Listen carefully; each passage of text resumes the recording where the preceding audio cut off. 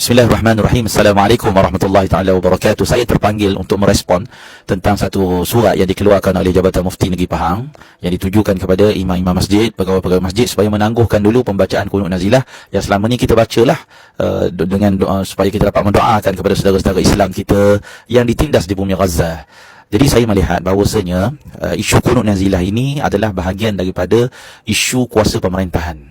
Sebab itulah imam-imam masjid tak sunat untuk dia membaca kunut nazilah, melainkan dia terlebih dahulu sepatutnya merujuk kunut nazilah itu, dirujuk terlebih dahulu kepada pemerintah. Sebab itu Al-Imam Ramli Syihabuddin menyebut bahawasanya dalam kitab beliau, kitab Nihayatul Muhtaj, bahawasanya imam-imam masjid ini sunat kalau dia nak baca kunut nazilah, dia refer dulu kepada Imam Al-Azam.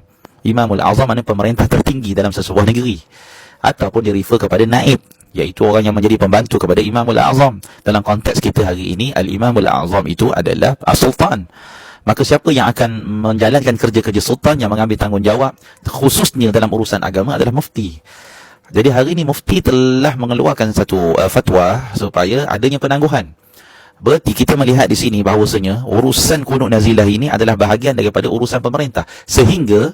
Sehingga apabila pemerintah memberi arahan kepada mana-mana masjid, macam sebelum ini pemerintah telah beri arahan supaya masjid-masjid membacakan kunut nazilah, maka perintah itu akan jatuh wajib.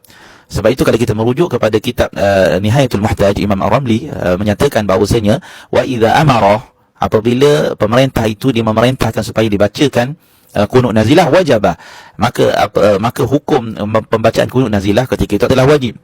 Maka selama ini kalau pegawai masjid telah menerima arahan untuk baca kunut nazilah, tetapi ada pegawai masjid yang dia tidak membaca kunut nazilah, maka jatuh haram dan berdosa, kerana itu adalah perintah daripada pemerintah.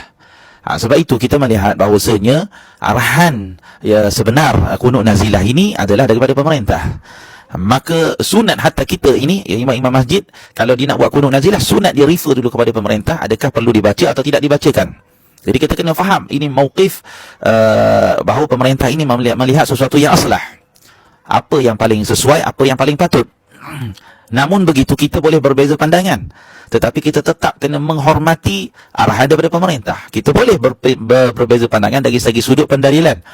Bahkan Al-Faqir sendiri tidak bersetuju dengan dari segi sudut pendalilan yang telah melalui surat yang telah dikeluarkan oleh Jabatan Mufti, kerana mereka telah meletakkan satu tahdid sebulan pembacaan kunut nazilah bersandarkan kepada hadis bahawa Rasulullah SAW telah mendoakan kepada pembunuh-pembunuh dalam peristiwa Bir Ma'unah itu, iaitu Ashabul Qurra, orang yang hafal Quran yang dibunuh.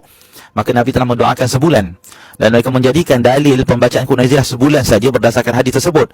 Sedangkan hadis tersebut bukan menjadi dalil kepada tahdidnya ataupun penetapan sebulan, tetapi hadis itu nak menjadikan dalil masyru'iyyati kunut nazilah, iaitu pensyariatan kunut nazilah itu bersumber kepada hadis tersebut. Bahkan juga dalam ada hadis yang lain dalam riwayat Muslim menyatakan Rasulullah SAW dia membaca kunut nazilah kepada mendoakan keselamatan kepada 3 orang sahabat. Salah seorang dari mereka adalah Walid ibn Walid yang telah ditangkap. Maka Rasulullah telah setiap hari berdoa dalam kunut beliau, Allahumma anji Khalid ibn Al-Walid ibn Walid. Dan ada 2 orang lagi sahabat, sehinggalah apabila Rasulullah SAW mendengar bahawasanya mereka ini dah selamat, dah kembali ke Madinah, maka Nabi telah memberhentikan. Namun begitu, kalau kita melihat dalam konteks hari ini, serangan masih sedang berlangsung di bumi Gaza. Bahkan hari ini musibah yang sedang melanda bukan hanya kepada bumi Gaza. Hari ini musibah, satu ujian yang berat sedang melanda kepada umat Islam di seluruh pelosok dunia. Oleh yang demikian, bacaan kunut nazilah bukan terbatas kepada apa yang berlaku di bumi Gaza. Bahkan hari ini seluruh dunia dalam keadaan teruji. Orang Islam dalam keadaan ketakutan di mana-mana saja. Sebab itulah para ulama di Hadramaut, daripada zaman saya belajar dulu di Hadramaut, daripada 2005 lagi, setiap waktu semayang kita akan dapat mendengar para guru, para masyayikh kita membacakan kunut nazilah. Ya, saya boleh berbeza pandangan daripada sudut ini, tetapi kita semestinya untuk menghormati. Janganlah dengan sebab berlaku perselisihan seperti ini kita sampai membuat kutukan-kutukan, perkataan yang tak baik kepada institusi agama yang rasmi yang di bawah pemerintah. Jadi kita mungkin ada lagi peluang-peluang lain, tidak terhad dalam mendoakan kepada rakyat Palestin melalui kunut nazilah. Kita boleh buat solat hajat, kita boleh berdoa selepas solat, maka tak semestinya melalui kunut nazilah. Jadi saya melihat isu ini sebenarnya bukanlah isu yang besar. Bukanlah bererti bila adanya penangguhan kunut nazilah bererti itu menunjukkan institusi agama itu institusi yang membenci kepada membenci dalam membantu umat Islam. Ini sama sekali tak mungkin berlaku. Itu semua andaian-andaian yang datang daripada kekotoran hati kita. Wallahu taala alam. Assalamualaikum warahmatullahi taala wabarakatuh.